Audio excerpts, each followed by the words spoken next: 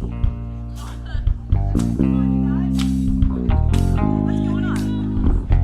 morning, Spiritual Life Center. Welcome to the SLC Sunday Experience. We are so glad that you are here. We want you to know your soul is welcome here. That's right. You're in the right place at the right time, just where you're meant to be. Whether you're live streaming or you're here with us in person. We're so glad you're here with us this morning, and now we're going to sing about it. I'm in the right place at the right time. I am just where I am meant to be. I'm in the right place at the right time. I am just where I am meant to be. In the right place. I'm in the right place at the right time. I am just where I am meant to be. I'm in the right place at the right time. I am just where I am meant to be. Oh my soul is welcome here. Oh my soul is welcome here. I am getting the message loud and clear. My soul is welcome here. Please join me in turning around and saying good morning to those live streaming. You're in the right place at the right time. I'm in the right place at the right time. I am just where I am meant to be. I'm in the right place at the right time. I am just where I am meant to be. Oh my soul is welcome here. Oh my soul is welcome here. I am getting a message loud and clear. My soul is welcome. Oh my soul is welcome. Oh my soul is welcome here. Yeah. Oh my soul is welcome here. I am getting a message loud and clear. My soul is welcome. I'm getting the message. I am getting the message loud and clear. My soul is welcome here. My soul is welcome here. My soul is welcome here. Yes, it is. My soul is welcome. You know that you're welcome. My soul is welcome. No matter what color or culture, sexual orientation, political or religious affiliation. One God with many pairs, everybody's welcome here. I am getting the message loud and clear. My soul is welcome here.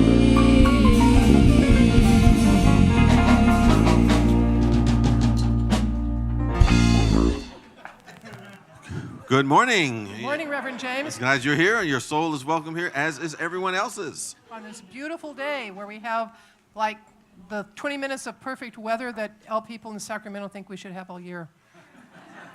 We're going to make that happen.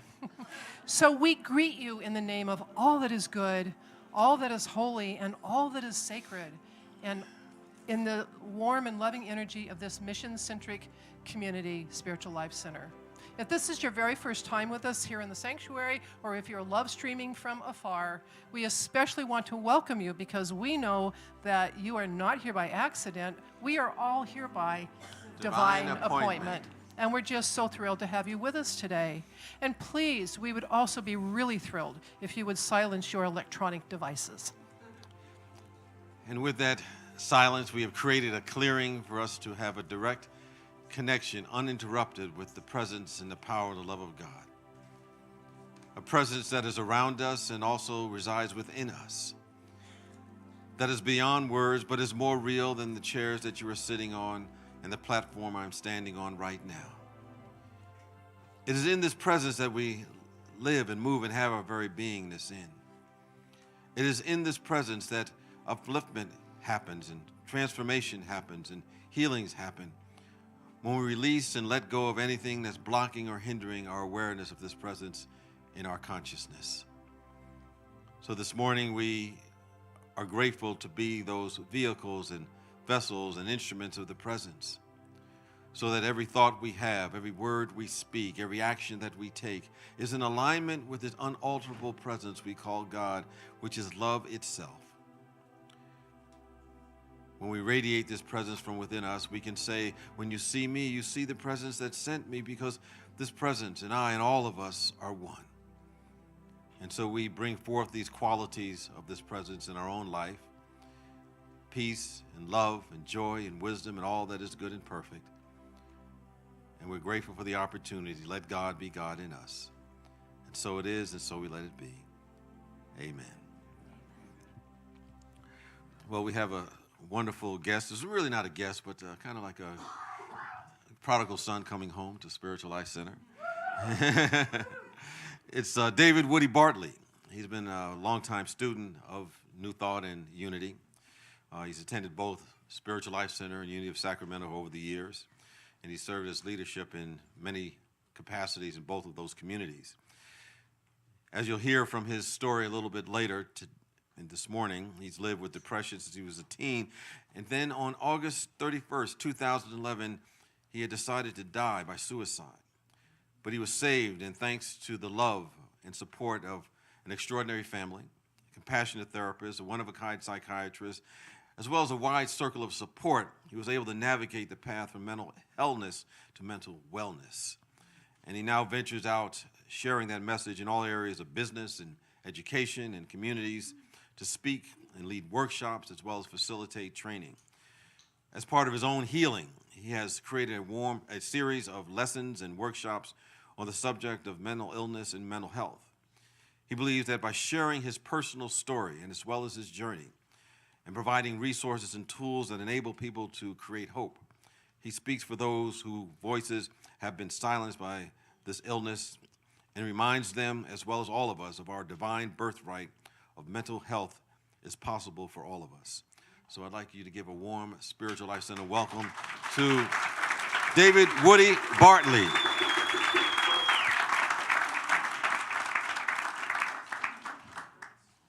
Also, just want to give thanks to we had the Gurdwara Sikh Temple experience this past Friday. I don't think Rachel is here this morning, but she's one to help coordinate all of that, brought in all the people and made it happen, and it was great to be there and to share. Well, Wednesday this week, our first Wednesday of the month, and so we have our Afro-Caribbean drumming circle with Dominic Garcia. Yeah.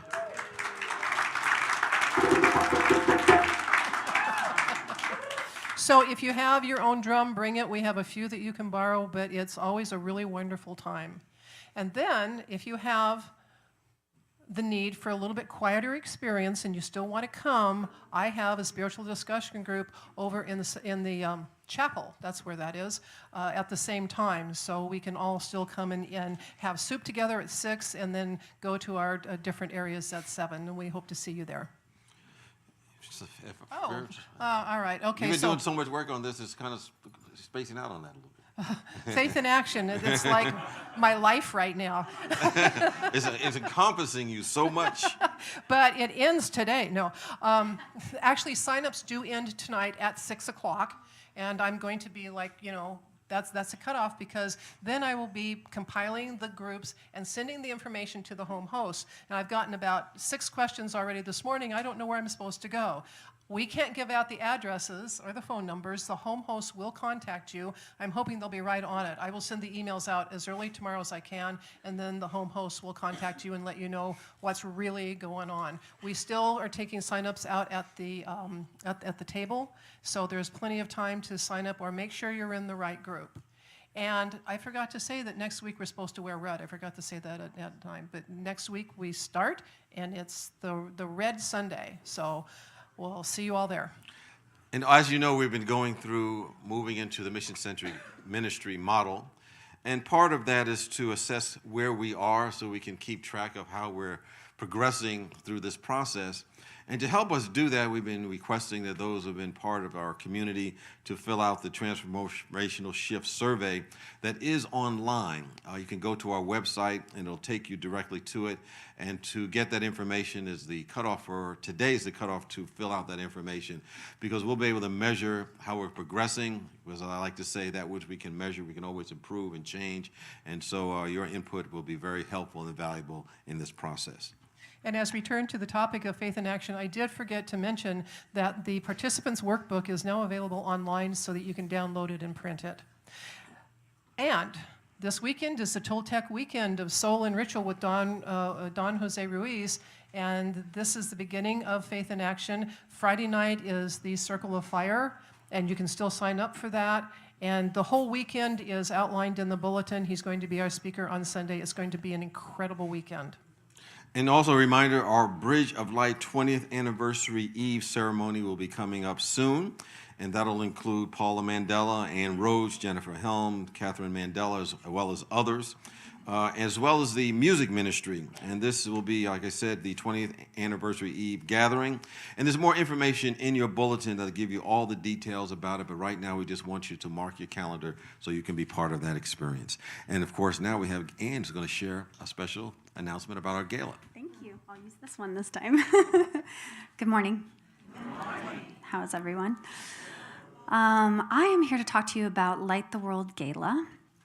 And as we celebrate our 20th year, I personally am going to be celebrating my 10th year here at Spiritual Life Center, which I'm really excited about.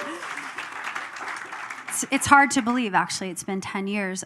So I started out as a soloist and song leader and a part of Soul Light Connection in November of 2008. And at that time, I was extremely excited to dive in personally and professionally. And I have had the great honor of ministering music to you. I'm sure I can speak on behalf of everyone behind me, saying that it is such a privilege and an honor to minister music to you every Sunday. However, the times that have meant the most to me are the times that we have shared social events together. And I mean like the Mystic Cafe, the Gala, St. Patty's Day celebration, classes, picnics, talk about faith in action, where I really get a chance to know you and you get a chance to know me, because I'm a little bit different than the person that you see up on this platform. Perhaps I channel the songs that come out of me, but I'm human. I have my fears and I have my monkey mind. And to really, share that with another person and really get them and have them get me has been really precious for me. So I look out here and I see all these faces that I love, and we light the world. And as we light the world, we transform this world and we transform the world around us. As someone who is trying to navigate the nonprofit world, I have had a nonprofit for 3 years, tuneswork.org. Many of you know about it. We could not do what we do without sponsorship. We couldn't. And I am proud to tell you that SLC has sponsored our events many times. So here's what I'm asking. I'm requesting that you consider being a sponsor for the gala. And the wonderful part is that you get to be a part of the sponsorship dinner, which is on October 19th, Friday. And Reverend James will be there, Board of Trustees will be there, and it's a way to really celebrate everyone who stepped up, have wonderful fellowship together, and all of those sponsors and all of us that attend the event will make it a wonderful event, and we will light our world. So thank you so much. I look forward to seeing you there, and you can sponsor today in the courtyard. Thank you, Ann. Let's go to Cuba. Oh, yes. Just a reminder that myself, along with Claudia, are organizing a guided tour of Cuba in February entitled Cuba in Transition Through Art. And Claudia Norton is here today. She'll be here in the courtyard at the welcome table to give you a brochure and answer any questions you may have about the trip. So we're looking forward to having that experience. Oh, we'll bring some of that with us, back with us. And now we'd like to introduce some very important people in our community. Would our ambassadors and prayer chaplains please stand? Our ambassadors wear the rainbow ribbons, and they are here to greet you and to show you around and help you get connected in all the different ways that are available here at SLC. And our prayer chaplains are here to hold us all in confidential prayer during our human journey of joy as well as challenge. They wear the white stoles, and they will be in the sanctuary and in the courtyard after the service. And if you're here for the very first time, in a few moments, I'm going to ask you to raise your hand and to have you know about how we can get connected better here at Spiritual Life Center. And we're going to give you a welcome card that we'll hand out to you in a moment. And you have the option of dropping that welcome card in the offertory basket after you fill it out, or you can leave it at the welcome table in the courtyard, and we'll get that special gift and welcome from us. So if anyone's here for the very first time, if you just raise your hand, keep it up nice and high. Any first timers? Yes, up front and the back over there. Just kind of wave a little bit so we can see who you are, where you are. And one of our ushers will bring you that information, as well as a chalet.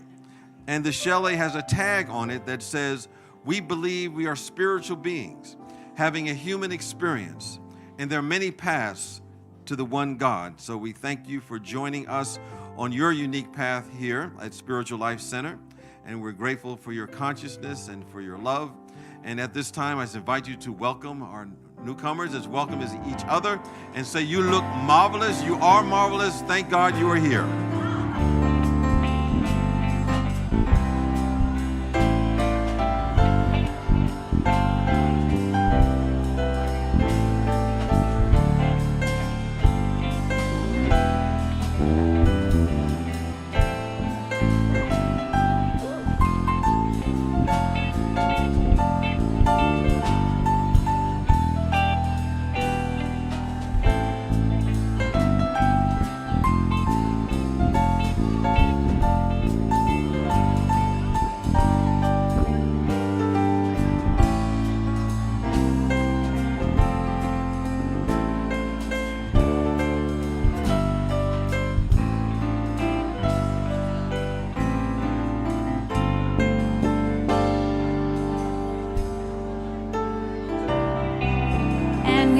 To stay standing and join us in singing our group song, "God is Here, God is Now." Please join us. God is here, God is now, God is all. God is alive within my heart. So I see and I feel and I know all is perfect and right in my world. God is here, God is here, God is now, God is all. God is alive within my heart. So I see and I feel and I know all is perfect and right in my world. God is here, God is now, God is all. God is alive within my heart. So I see and I feel and I know all is perfect and right. All is perfect and right. All is perfect and right in my world. Please be seated.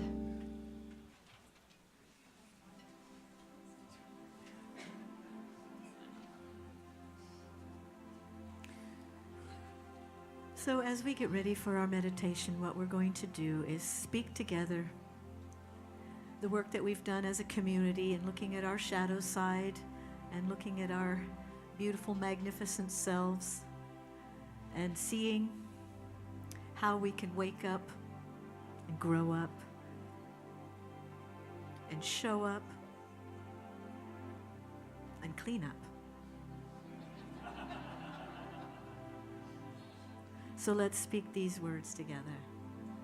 Please have compassion for us when we are being not enough, distrusting, grieving, blaming, powerless, or fearful, because this is who we have come here to be. Inspired, in integrity, joy-filled, compassionate, unstoppable, generous, transformational. And now let us speak together our vision statement. Spiritual Life Center is a loving, vibrant family that welcomes home all people and accepts everyone, no exceptions, weaving ancient spiritual traditions with emerging wisdom. We cultivate spiritual deepening with the divine, each other, and our planet. And now, let us prepare for meditation by singing this beautiful chant. I'll give you love. I invite you to take a nice deep breath and settle into your chair.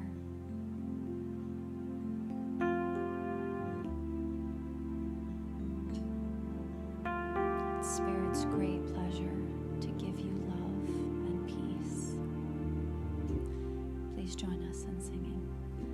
I'll give you peace. I'll give you joy. I'll give you hope when all your hope is gone. I'll give you light. I'll give you light. I'll give you love, pure love. I'll give you peace. I'll give you joy. I'll give you joy. I'll give you hope when all your hope is gone. I'll give you light. I'll give you light. I'll give you light. I'll give you love, pure love. I'll give you peace. I'll give you joy. I'll give you hope when all your hope is gone. I'll give you light. I'll give you light. I'll give you love, pure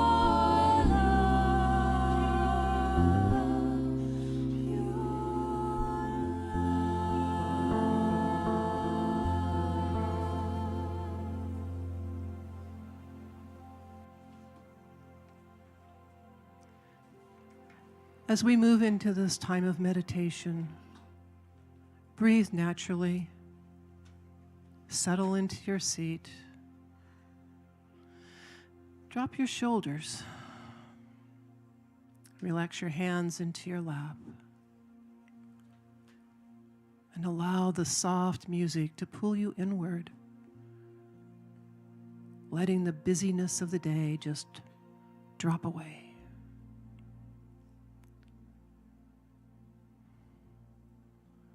As you take a breath to go even deeper now, you become aware of a misty inner landscape.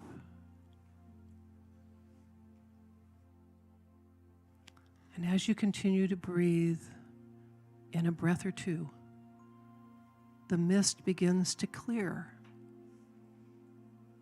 and you find yourself standing on a quiet country road.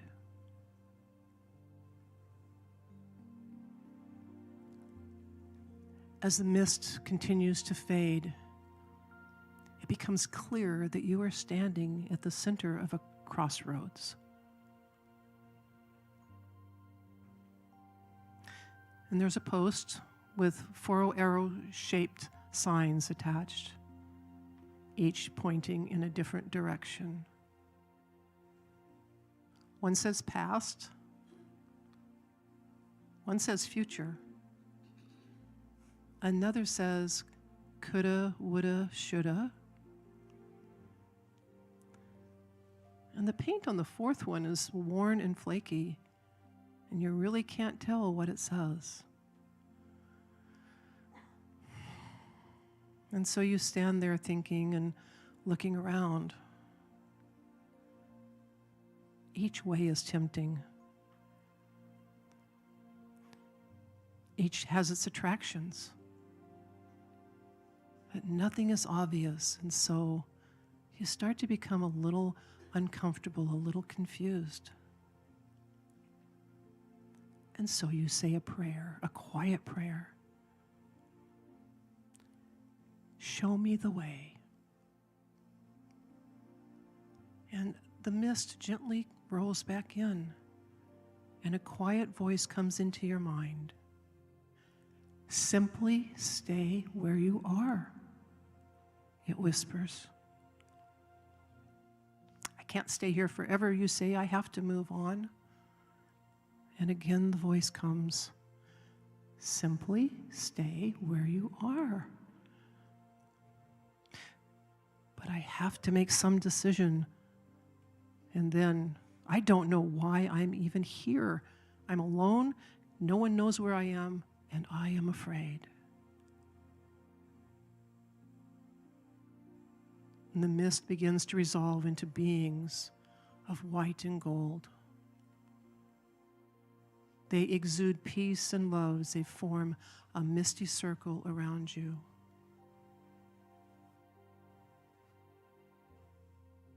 You are not alone. We know who you are. You are known. You are one with divine energy of the universe. You belong. All you have to do is be yourself. Stand right where you are and be you with all your might. When you do this, the past, future, coulda, shoulda, woulda, and the unknown will take care of themselves.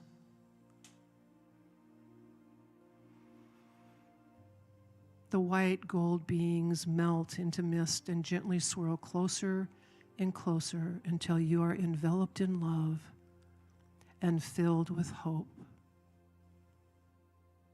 In this moment of total support, your heart opens, and tuning into that love, you silently pray, you know who I am. Please show me, teach me, guide me in the silence.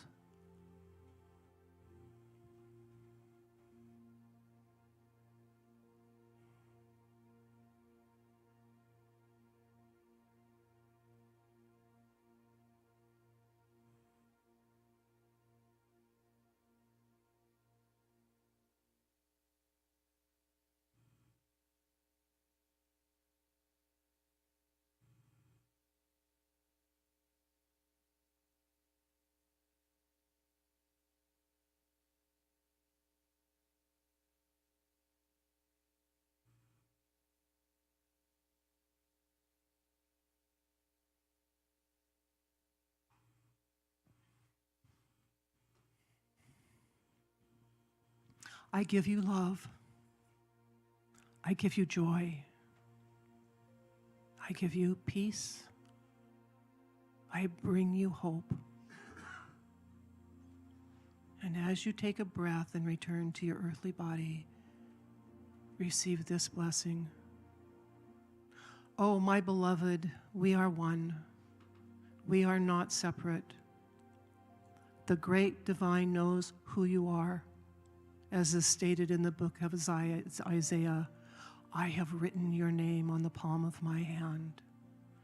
You are known, you belong.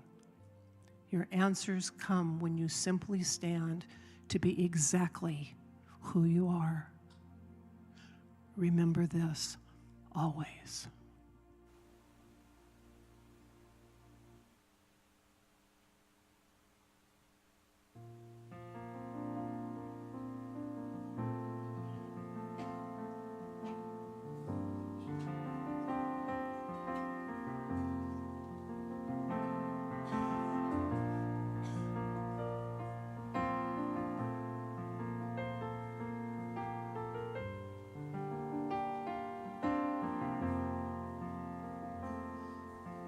Lost in a world of make-believe, in a place where every face is replaced by you.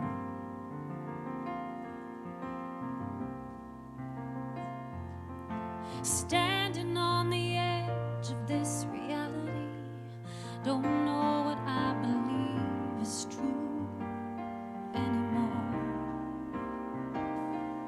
And I wonder what was true to begin with.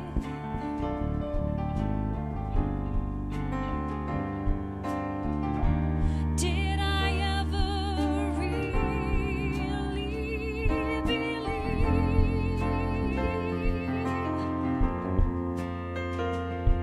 I want so much to know the truth of love, to be a stand for something different,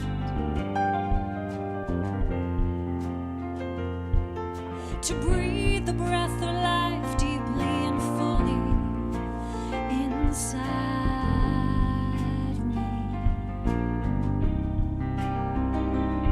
As I stand here,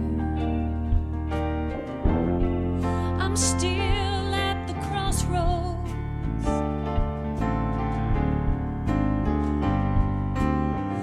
When will I realize it's me who needs to be set free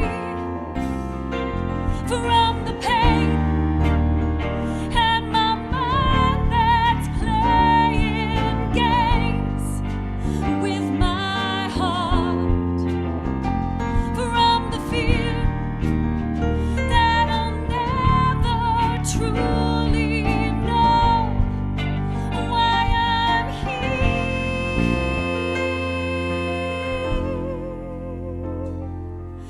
I know there's a reason for it all, that everyone must take a fall sometime.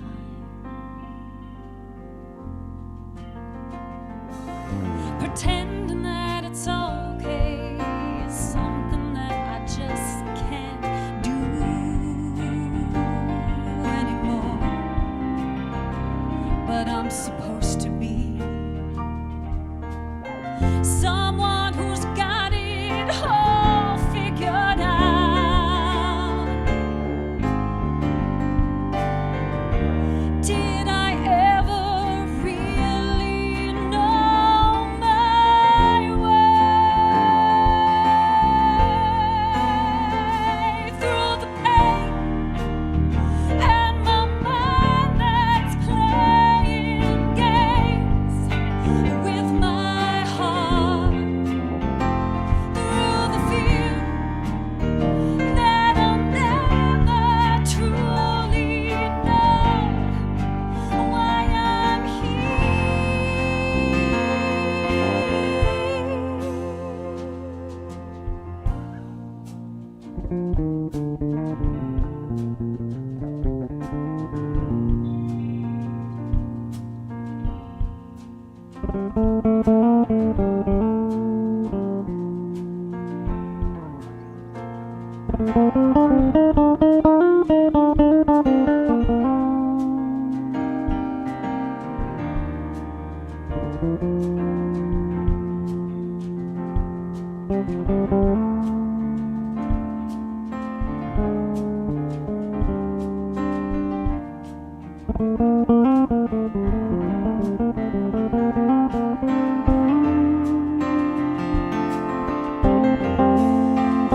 from the pain and my mind that's playing games with my heart, from the fear that I'll never truly know why I'm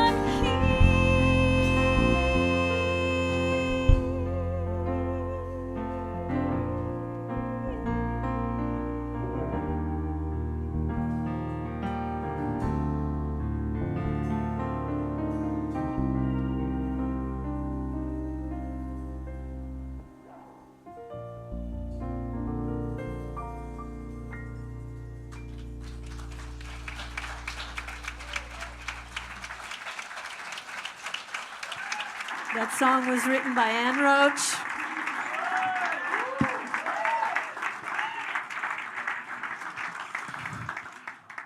Thank you so much, Ann. And that's a perfect segue to once again bring to you David Woody Bartley. Thank you, brother. Thank you. So I'd like to begin with a confession. I am totally not handy.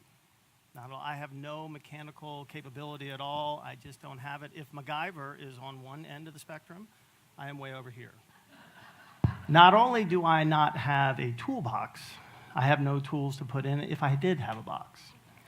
But that said, I have actually built something that I'm very proud of. I built a life. And this is a relatively new life because the life that I loved and adored was completely destroyed. And this new life has only been for 7 years. And to put it in the metaphor of a house, that life, that house burned down and it was a total loss. And I know the day that the fire erupted. It was August 31st, 2011. And that was the day that the monster known as clinical depression had finally convinced me of its lies. That I was weak and stupid and ugly and pitiful, that I was an embarrassment, that I was a problem, and I was a burden. And the monster continued in his argument by assuring me that the pain of existence would end in the 7.5 seconds it would take for my body to fall from the 730-foot tall Forest Hill Bridge. And his final promise was that everyone, my then wife Deanna, my family, my friends, everyone would be far better off in the wake of my death and the absence of my pitiful existence. So those lies, taken by me as truth, I got in my red 1996 Dodge Dakota pickup truck. And without telling anyone where I was going, I made my way from my home in Penryn to the Forest Hill Bridge. And I parked in a spot that I had scouted out months before, and this brings up an important point, that suicide is almost never spontaneous. And I had actually been plagued with suicidal ideations for decades. And remember bringing my truck to a halt and turning off the engine and closing my eyes and taking a deep breath. And then I reached over and I grabbed from the passenger seat the suicide note that I had typed out. A note that in part read, "To Deanna, my family and friends, I have decided that the time has come for me to go. I am choosing to end my life so I can be free of the pain in my heart and soul, the betrayal of my mind, and the depth of self-hatred that I feel. I have become the burden I wish I never would, and a drag on those around me. I am a damaged shell of a boy, not yet close to what a man should be. Everyone will be much better off without me. I am so very sorry." And so I put that note on the center of the dash, and then I took the keys out of the ignition and put those on the center of the note. And I exited the vehicle, and then I spun back around to make sure that I had left the door unlocked. And then I crossed over the road, went down the small, narrow lane that went parallel with the busy road, and I walked just short of a 1/4 mile to the midpoint on the bridge deck. And I turned and put my body up against what was then a 4.5-foot suicide barrier. And I stretched my arms out in a pose of crucifixion, but instead of looking out at the extraordinary view, I looked down to a singular spot in the middle of the North Fork of the American River that ran far below the bridge deck. And my mind played a trick on me, for while the water flowed in the circle of my aim, it was still and placid and not moving at all. But just then, my fixation was interrupted when a cool rush of air came up, and it startled me back to the present moment. And I pushed back from the rail, and now I did look up and take in the splendor that was in front of me. And I had this thought that I am so going to miss all of this. But then I pushed that thought from my mind, and I shook myself free from it, and I repositioned my body against the barrier, and then I closed my eyes. And I practiced and rehearsed the move up and over the barrier. I tried to imagine the speed of descent as my body hurled towards the ground, and offered up a prayer that I would either pass out or pass away before I made impact. And I stayed in that stance, in that reflective pose, for long enough for a driver passing by to follow up on their intuitive knowing that sometimes what hurts the most can't be seen. And long enough for that person to call 911, and long enough for a first responder to approach me from the left-hand side and initially establish contact, which is logistical, and then create connection, which is hopeful. Because connection creates hope, and hope saves lives. I was taken off that bridge into an emergency room and then to a psychiatric hospital where I would remain for the next 15 days. And when people found out I was there and why, they were shocked. Because instead of seeing me as clinically depressed and suicidal, they saw me as the happy, contented co-director, along with an extraordinary woman who just happens to be here today, of a large, nationally recognized end-of-life animal sanctuary called A Chance for Bliss. And the sanctuary was a truly extraordinary place, home to as many as 100 senior special needs and other animals who were facing end-of-life circumstances. 25 horses, 23 dogs, 9 pot-bellied pigs, umpteen sheep and goats and ducks and geese and bunnies and birds. And the sanctuary had become widely known as for creating a forever home for those companion animals deemed to be unadoptable. And on June 2nd of 2010, the sanctuary was the cover story in the life section of USA Today. I didn't fit the image of somebody who was battling a mental illness. I didn't fit the image of somebody who had been plagued by suicidal ideations for decades. But like the driver knew, the truth is sometimes what hurts the most can't be seen. Sometimes great despair and soul-wrenching agony lies just behind a forced smile, lies just behind a distracting joke, lies underneath what can be appearing as a seemingly perfect and ideal existence. And so because of that, people had no idea the degree to which I suffered. And they had no idea that I had reached a place of precarious hopelessness on that last day of August in 2011. And so just 14 months after the mountaintop experience of being in USA Today, there I was on that dark spot on a very tall bridge, the hand of the monster in the center of my back as he was nudging me ever closer to a point of no return. But I was saved. Saved, and on a day that I thought would be my last day alive, that ended up being the first day of a new life. The first steps in what has now been a 7-year journey away from mental illness and into the sacred and divine birthright of mental wellness, of mental health. Now, after any tragedy, and in particular a fire, there's always a forensic investigation. There's always the want to discover what went wrong, what was the cause, and the same thing is true of mental illness. What is the cause of the invisible pain? And that investigation started on the second day that I was in the psych hospital. That I sat down with a psychiatrist, lab coat, stethoscope, and little did I know that I was actually sitting down with a holy man. And he began to ask me some questions, and he dialogued in a compassionate, authentic way that actually created the safe place for me to tell my story. And he wanted to know what my life had been like, so of course I told him about the sanctuary. And then he wanted to know, had there been any instances of mental illness in my family? And I shared that my grandfather had committed suicide when my dad was just 5 years old. And I shared how in turn my father suffered horrifically from clinical depression until his untimely death at 41. And he said, well, David, sometimes what happens is we can inherit these genetic predispositions for any medical malady. But he said, oftentimes there needs to be something else. And he said, have you suffered any trauma? And I said, well, I lost my dad when I was 7. And he said, that's incredibly tragic. And then I shared with him that at 11, I was raped by a Boy Scout leader. And this extraordinary soul told me, he said, David, that unfortunately is the confluence of the ideal conditions to create a mental illness. That you have genetics and you have trauma, and those two things come together to create something that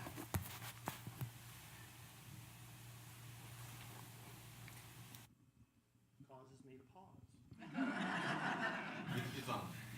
Is this one? That those two things come together to create the ideal conditions for a mental illness. And he said, David, think about it, though, that you didn't choose your genetics and you have no conscious choice in your trauma. And he said, you didn't choose to be mentally ill, and nobody chooses to be mentally ill. And then this man, in the most unlikely of holy places, took me by both of my hands and drew me close and said to me, David, it's not your fault. And you've probably had the experience where somebody had said something and it's so contrary to what you have believed that it doesn't make sense, it doesn't register. Your mind is trying to catch up with what the person said. And so this doctor, picking up on my nonverbal clues, just held my hands a little bit tighter and pulled me even a little closer, and he says, David, listen to me. It's not your fault. I don't have adequate words to describe what the relief was with 3 simple words. But suffice it to say, it was like somebody had lifted up 1,000 pounds off my shoulders. And over the course of the next 2 weeks, I began to learn more what I had been dealing with, this thing that was not my choice, this thing that was not my fault. And the doctor said, David, this is what depression does. Depression creates a thought, the thought inspires an emotion, and the emotion triggers an action. And it's all based on a lie. And it doesn't just impact your mind, it impacts your body and it impacts your soul. So that's the bad news. But he said, David, if you can realize that you can become well by taking care of the whole of who you are, you can indeed move from mental illness to mental health.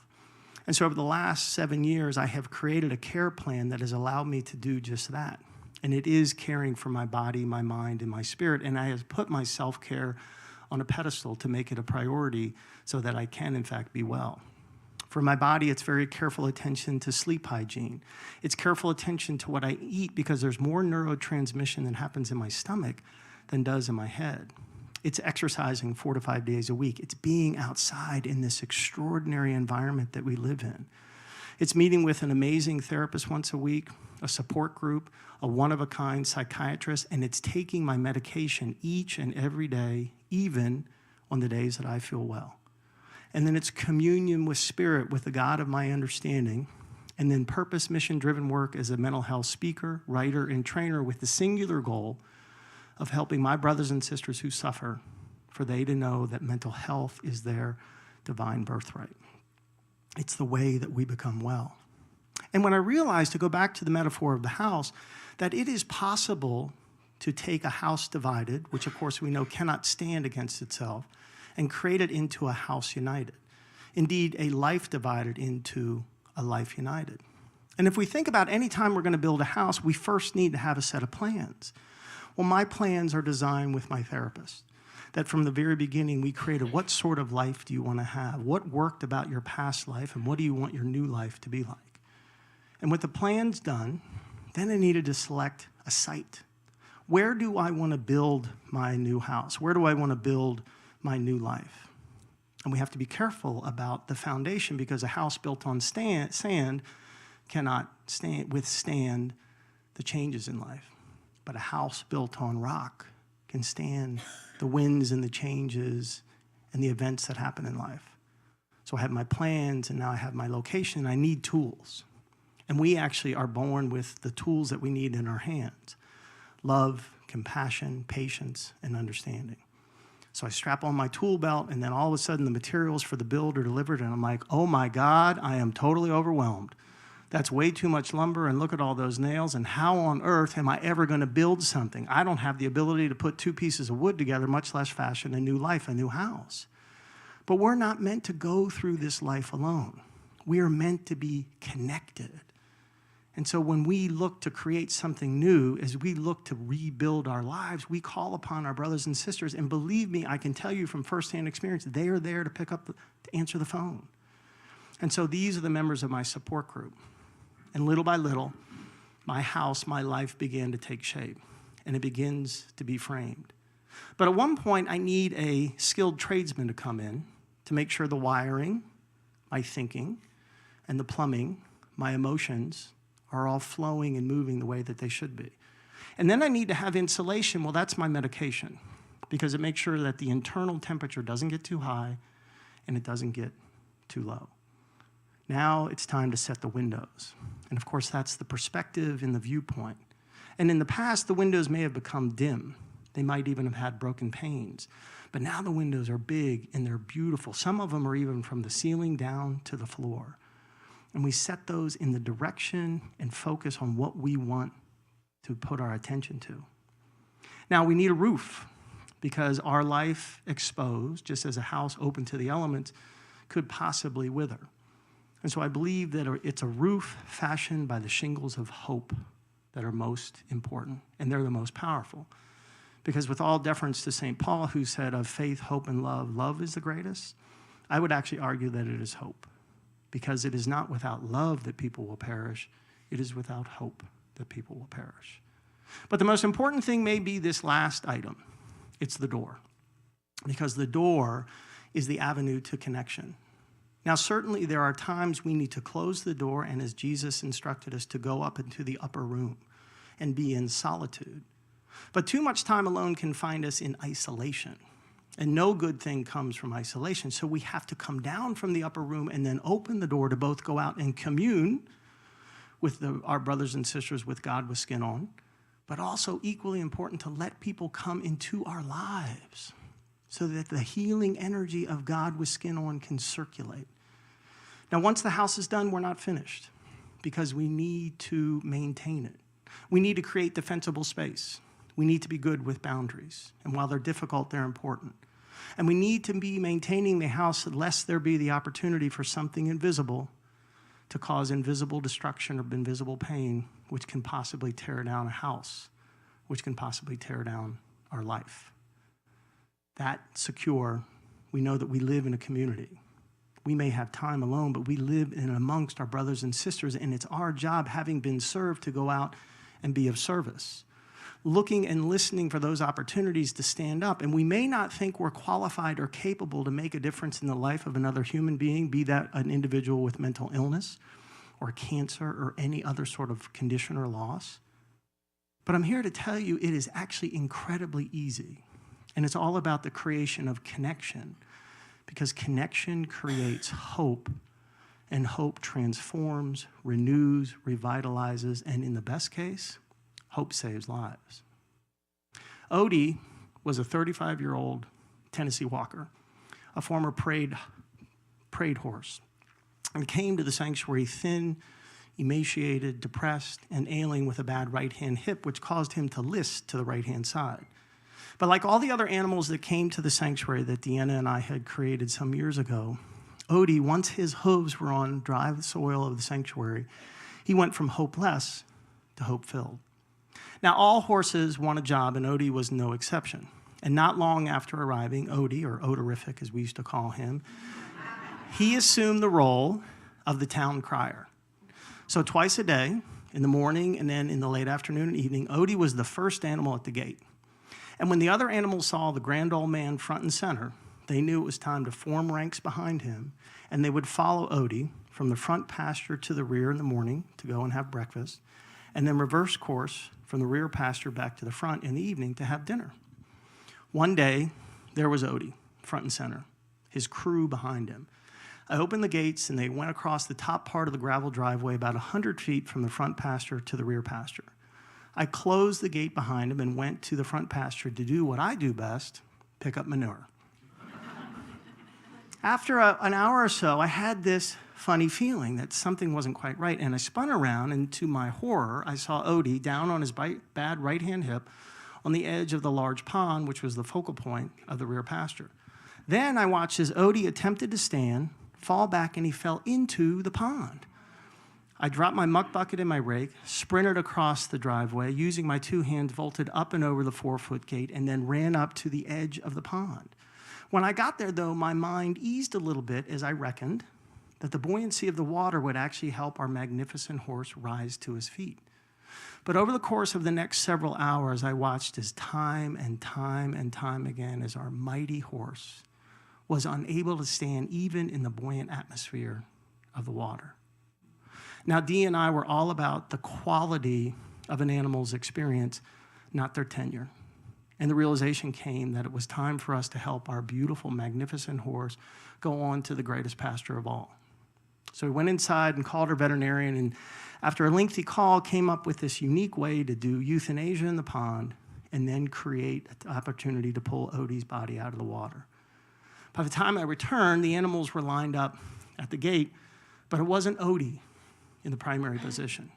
It was Prince, a 30-something beautiful rust-colored former racing horse, Odie's best friend in all the world, who was in the primary position, while Odie looked on, head above water, from the pond. I opened the gates, and Prince led now what was his tribe across the driveway. But after 5 steps, Prince stopped, and he let the other animals go by. And when Chrissy, our 3-legged goats, had passed him, Prince turned around, and he walked up to the very edge of the pond, and he stopped, and he locked eyes. He connected with his best friend. I joined Prince, and we were frozen there in a triangular embrace, 3 brothers engaged in a sacred and a solemn goodbye. And we remained suspended in time and space. And then Odie stood up, and he steadied himself. He steadied himself on his feet, and he turned to his right. And slowly but surely, he made his way out the shallow end of the pond. And he took a sweeping left-hand turn, and walking up to me, put his head in the center of my chest. And I held this magnificent being in my hands, and I lowered my forehead so it rested on his, and I felt the dampness in his coat, and I breathed in his scent, and I felt his magnificence surge through my body. And after a while, he broke apart, and he went nose to nose with Prince. And while I heard no word spoken, I know exactly what was said. Prince to Odie, "Not today, my brother. Not on my watch." And the 2 besties then moved apart, Odie leaning into Prince, Prince holding Odie up, their journey to the front pasture marked by the water that dropped from Odie's body. Odie didn't live for 3 more months after that experience. An amazing day. Odie didn't live for 3 more weeks. Odie didn't live for 3 more days. Odie lived for 3 more years. That, brothers and sisters, that is the power of connection. Connection creates hope, and hope saves lives. Hope saved my life, hope saved Odie's life, and hope will save countless other lives. The truth is, we're all handy. We're all good with tools because we come into this experience with the tools that we need. Love and patience and kindness and understanding. And those tools are custom made. They fit perfectly in our hand. And with those tools, we are able to go and to assist our brothers and sisters to build something new, to remake, to remodel, to reconstruct. And that's perfect because we live in a time and a place in which mental illness in all its evil and awful incarnations has reached epidemic levels. We face a global health crisis that threatens our very way of being. But the people who suffer are not just in some far-off land, they're all around us. But because the pain of mental illness is almost always invisible, and it impacts people we least likely assume to be at risk, we are often blind to the peril that they face. But I would ask that we leave here with both a sense of urgency and a knowing that people everywhere need meaningful connection now more than ever because people need hope now more than ever. But the good news is each and every one of us is qualified and capable of creating what can be life-saving connection in the life of another human being because each and every one of us has been on the receiving end of its magic. Yes, sometimes what hurts the most can't be seen, but sometimes what helps the most is easy to do. We know this. Each and every one of us has had the experience where someone has remembered our name and we had no expectation that they would. And how that pure and simple act happening on a day in which we may be feeling even a tinge of isolation pulls us from the horrific hell of isolation into the sacred place of inclusion. Each and every one of us has had the experience when someone has resisted the temptation to judge us and instead used curiosity as a path to understanding, taking the time to discover the oft-surprising why that lies right behind our previously misunderstood behavior. And each and every one of us here today has been on the receiving end of a timely, specific, and authentic expression of the fact that somebody loves us, of the fact that they care for us, of the fact that they are willing to stand by and with us no matter what. Those sentiments most powerfully delivered in the form of a good old-fashioned handwritten note. It is time for us to get busy. It is time for us to build new, not just in our own life, but in the lives of our brothers and sisters. We have the tools, we have the capability, we have the knowledge, we have the wherewithal.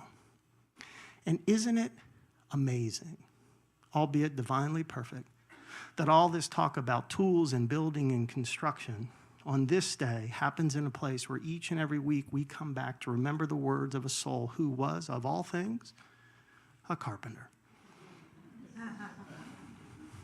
Coincidence? I don't think so.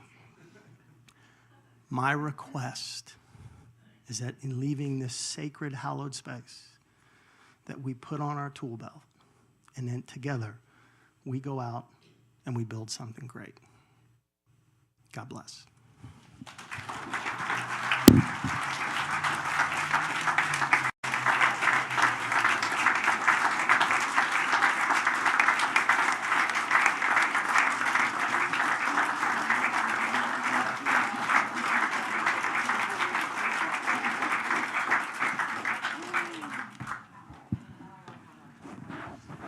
Thank you, Woody. This is the second time I've heard the talk. He threw me off a little bit because it came with another story the second time around. But it was very, very powerful. Thank you so much for your presence here. And just want to remind you that, there's a facilitator training is going to take place in the teen room at 1 today for our Faith in Action. And that, of course, next week, Don Miguel Ruiz's son, Don Jose, is going to be here next Friday evening, starting that evening. And it's not too late to register for the powerful Circle of Fire ceremony that will be taking place on Friday, and also the practice of creation that will be taking place on Saturday. And we have a special musical guest next week, Mary Youngblood. And so it's a Toltec weekend kickoff for our Faith in Action. So we appreciate that opportunity to be part of this great experience. And now at this time, I invite the ushers to come forward as we prepare for our offertory. And we know that this principle that we never have to go through our good or reach our good. We actually are the good, and so we're giving it out, and whatever we give out, we keep. So in that consciousness, I invite us to join in and really take in these words that are part of our offertory blessing, and just say them together, and say them as if they're being said for the very first time, and know the truth of what they mean. Together, divine love as me blesses and multiplies all that I am, all that I have, and all that I circulate. Thank you, God.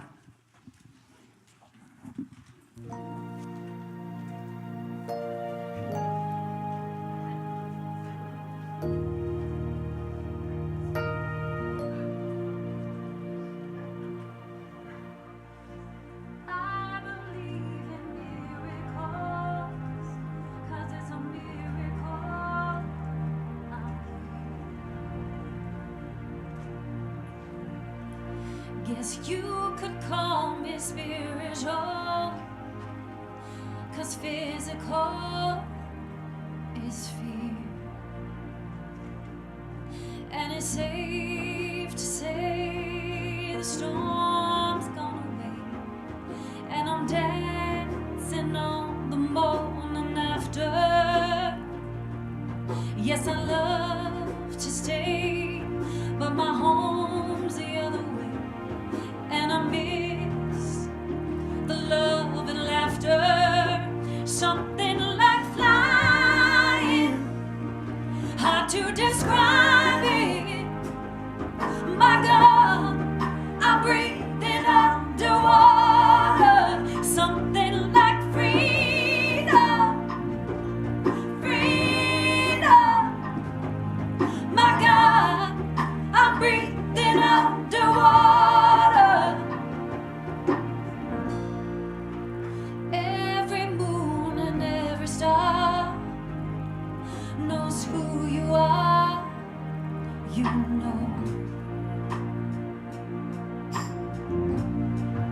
So ever if it gets you down, you never are alone.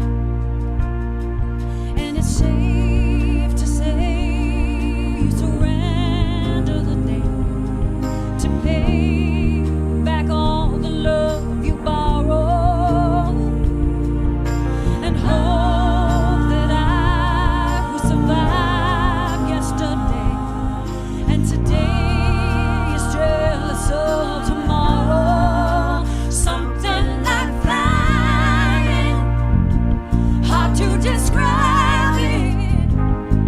My God, I'm breathing underwater. Something like freedom, freedom. My God, I'm breathing underwater. Something like flying, hard to describe it. My God, I'm breathing underwater. Something like freedom, freedom. My God, I'm breathing underwater.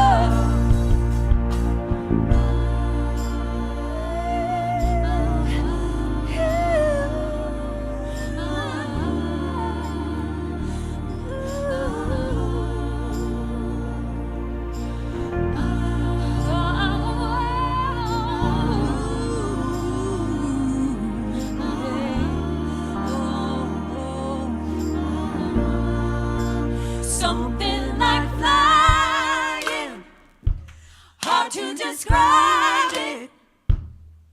My God, I'm breathing underwater. Something like freedom, freedom. My God, I'm breathing underwater.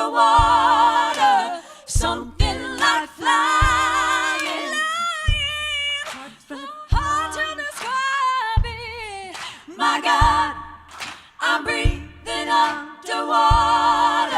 Something like freedom, freedom. My God, I'm breathing underwater.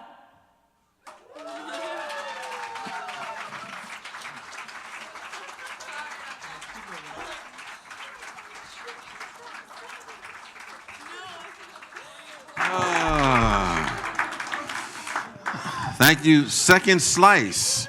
If I can stay long, I want to get a third, fourth, and fifth slice, whatever that is. Well, we bless these tithes and offerings, knowing we're going to bless the givers and receivers, all levels of their being, as we go out to do our part to make those connections, to bring forth the power of God within each and every one of us. Because it reminds us that that which is within us is far more powerful than that which is in the world, the circumstances that we face. And so it is, and so we let it be. Amen. And I want to thank Woody for that wonderful, wonderful presentation today.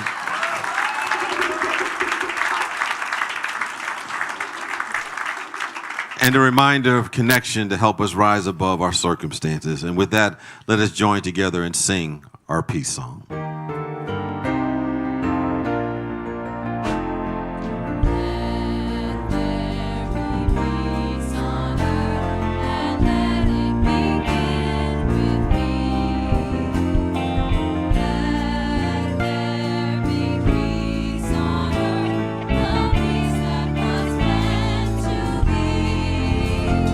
With God as creator,